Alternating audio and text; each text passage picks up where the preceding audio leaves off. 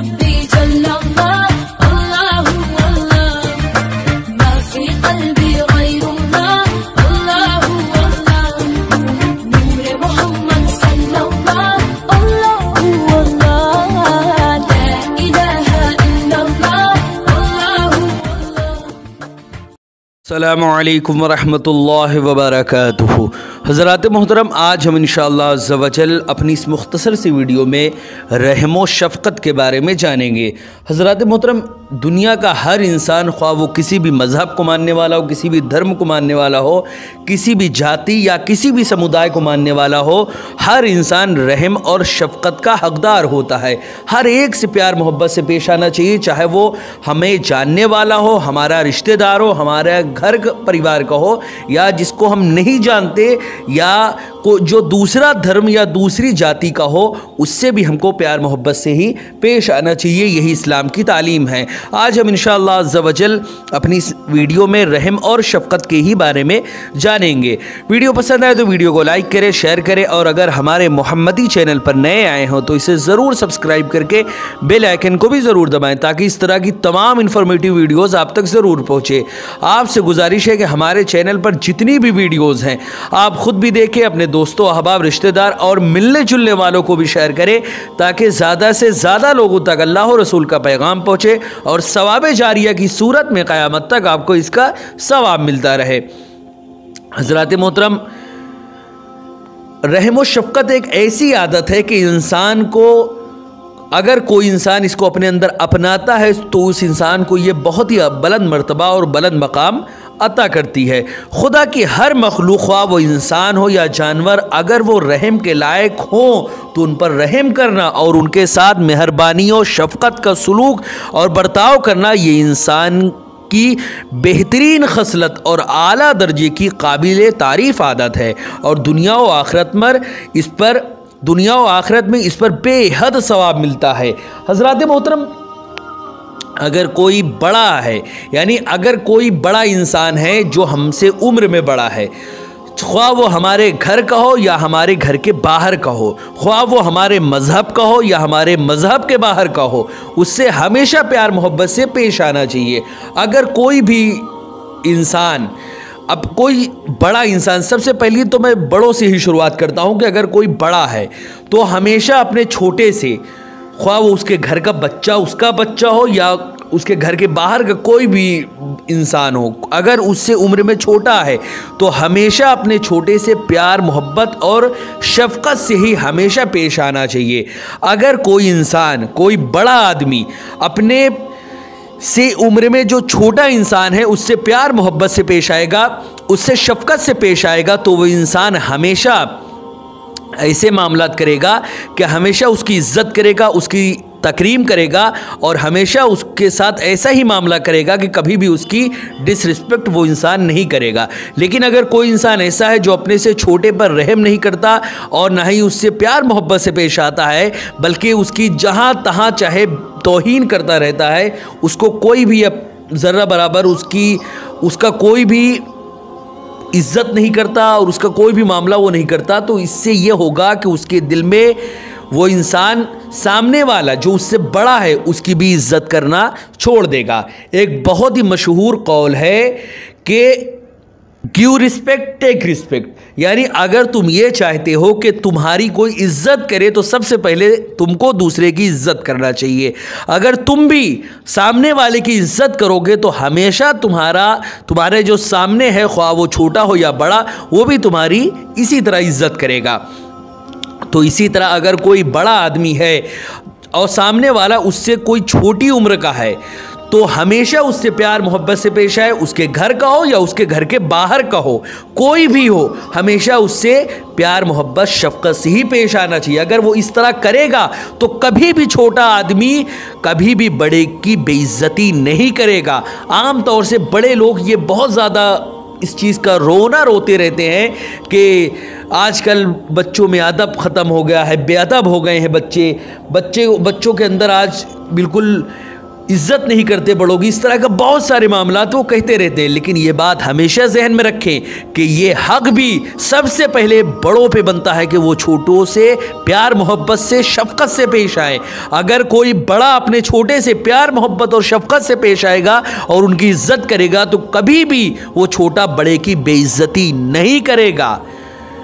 ये हमेशा जहन में रखें कि छोटा सबसे पहले जो हक बनता है वो बड़े का बनता है कि अपने छोटे से प्यार मोहब्बत से पेश आए। अगर वो इस तरह करेगा तो छोटा कभी भी बड़े से डिसरिस्पेक्ट नहीं करेगा। हाँ, अगर कोई छोटा है, ये तो हो गया बड़े का मामला। इसी तरह अगर कोई छोटा बच्चा है, छोटा लड़का है जो किसी से मिल रहा है, किसी से बात कर रहा है, तो सामने वाला उससे उम्र में बड़ा है, तो हमेशा ये कोशिश करे कि सामने वाले से हमेशा प्यार मोहब्बत से और बहुत ही इज्जत के साथ सामने वाले से पेश आए। क्योंकि जो सामने है वो बड़ा है, उम्र में भी, तजर्बे में भी, और हर मामले में उससे वो बड़ा है। तो इसीलिए हमेशा सामने वाले की बहुत ज़्यादा इज्जत और ताज़ीम करना चाहिए। अगर बड़ा अपने छोटे की इज्जत करेगा तो छोटा ऐसा हो ही नहीं सकता कि छोटा उससे बेइज्जती से पेश आए। ये मामला तो हो गया, लेकिन छोटा भी हमेशा सामने वाला, कभी हम किसी अनजान लोगों से मिलते हैं जो हमसे कभी भी नहीं बात करता, हमसे कभी भी कोई हमसे उससे ताल्लुक़ ही नहीं है, तो अब यहाँ पे बड़े वाला वो रूल अप्लाई ही नहीं होगा कि बड़ा जब इज्जत से पेश आएगा तो छोटा भी इज्जत करेगा। यहाँ पे ये रूल अप्लाई होगा ही नहीं। ये रूल तभी अप्लाई होगा जब हम किसी को जानते हैं, वो हमसे बराबर बात करता है, वो हमारी बेइज्जती करता है, इसीलिए छोटा भी बेइज्जती कर रहा है। अगर कोई अनजान इंसान से मिले, कोई छोटा बच्चा जो है वो किसी अनजान इंसान से मिल रहा है, तो हमेशा अगर उससे बड़ा है उम्र में तो हमेशा उससे प्यार मोहब्बत से ही पेश आए। कभी भी उसकी बेइज्जती ना करे, आप जनाब से ही पेश आए, और कभी भी इस तरह उससे ना बोले कि उसकी इज्जत को कभी ज़र्रा बराबर भी ठेस पहुँचे। हज़रात मोहतरम, हर इंसान की ये ख्वाहिश होती है कि सामने वाला उसकी इज्जत करे, ख्वाह वो छोटा हो या बड़ा। अगर बड़ा अपने छोटे से सारे मामलात को अच्छा रखेगा, उससे हमेशा प्यार मोहब्बत से पेश आएगा, उसकी इज्जत करेगा, तो छोटा भी हमेशा बड़े से प्यार मोहब्बत से ही पेश आएगा। इसीलिए हमेशा छोटे को भी चाहिए कि अपने बड़े की इज्जत करे, उसका अदब करे, और बड़े को भी चाहिए कि छोटों से प्यार मोहब्बत और शफकत से पेश आए। अगर सब अपने अपने हुकूक को अदा करेंगे तो जो हमारा माहौल है, हमारा जो समाज है, वो ये जो शिकायत का जो मामला है कि वो हमारी इज्जत नहीं करता, और छोटे वाले को भी शिकायत रहती है कि वो हमसे बहुत ज़्यादा बेइज्जती से बोलता है, हमको बुरा भला कहता है, तो ये तमाम मामला जो लोगों की शिकायतें रहती हैं वो दूर हो जाएंगी अगर कोई इंसान, सब इंसान अपने अपने हुकूक को, अपने अपने राइट्स को, जितने भी उनके जो हक हैं उनको अदा करे। और अगर इंसान तमाम हुकूक को अदा करेंगे, इंसान कि छोटे पे जो हुकूक है वो बड़ा पूरा करे और जो बड़े के हुकूक है वो छोटा पूरा करे, तो बहुत ही अच्छा और खुशगवार माहौल हर जानिब फैल जाएगा। हज़रात मोहतरम, हदीस शरीफ में है, हुज़ूर रसूल अकरम सल्लल्लाहु अलैहि वसल्लम ने इरशाद फरमाया, अर्राहिमूना यरहमुहुमुर रहमानु, यानी रहम करने वालों पर ही रहमान रहम फरमाता है। ऐ लोगो, तुम ज़मीन वालों पर रहम करो, आसमान वाला तुम पर रहम फरमाएगा।